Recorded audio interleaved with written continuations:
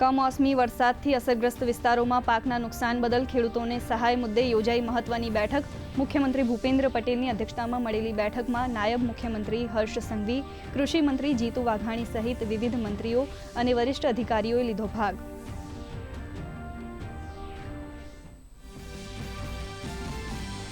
ચૂંટણી પંચ દ્વારા SIRના બીજા તબક્કાનો આજથી પ્રારંભ. ગુજરાત સહિત 9 રાજ્ય અને 3 કેન્દ્રશાસિત પ્રદેશના 51 કરોડ મતદારોનો થશે સમાવેશ. 9 ડિસેમ્બરે જાહેર કરાશે હંગામી મતદાર યાદી. આણંદ જિલ્લાના 8 તાલુકાઓમાં BLO દ્વારા ઘરે ઘરે જઈ કામગીરી શરૂ.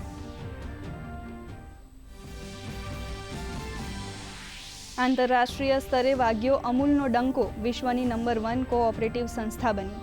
ICA દ્વારા જાહેર કરાયેલ વર્લ્ડ કોઓપરેટિવ મોનિટર અહેવાલ 2025 પ્રમાણે માથાદીઠ GDP મામલે અમૂલે મેળવ્યું વિશ્વની અગ્રણ્ય સહકારી સંસ્થાનું બિરુદ.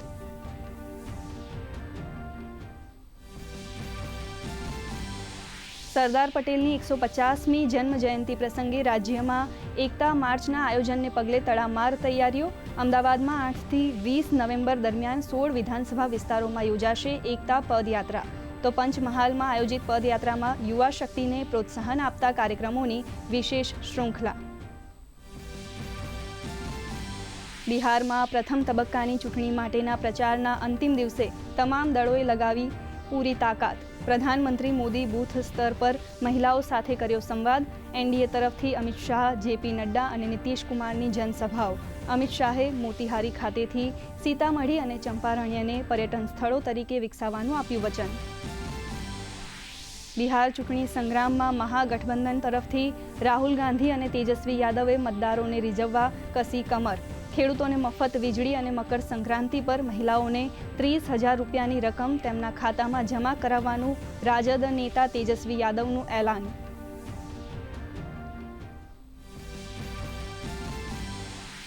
ભારત ગાઝા શાંતિ યોજનાનો સમર્થક. ઇઝરાયેલના વિદેશ મંત્રી ગિદોન સાઆર સાથેની બેઠકમાં વિદેશ મંત્રી S. જયશંકરનું નિવેદન. આતંકવાદ મુદ્દે કહ્યું, આતંકવાદ વિરુદ્ધ ઝીરો ટોલરન્સની નીતિ અપનાવવી એ સમગ્ર વિશ્વ માટે વર્તમાન સમયનો તકાજો.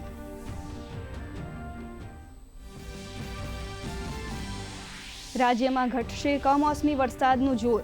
આગામી 7 દિવસ દરમિયાન પૂર્વ અને મધ્ય ગુજરાતના જિલ્લાઓ તેમજ કચ્છ અને સૌરાષ્ટ્રના છૂટાછવાયા સ્થળોએ હળવાથી મધ્યમ વરસાદની આગાહી. તો લઘુત્તમ તાપમાનનો પારો 2 થી 4 સેન્ટીગ્રેડ ઘટવાનું પણ હવામાન વિભાગનું પૂર્વાનુમાન.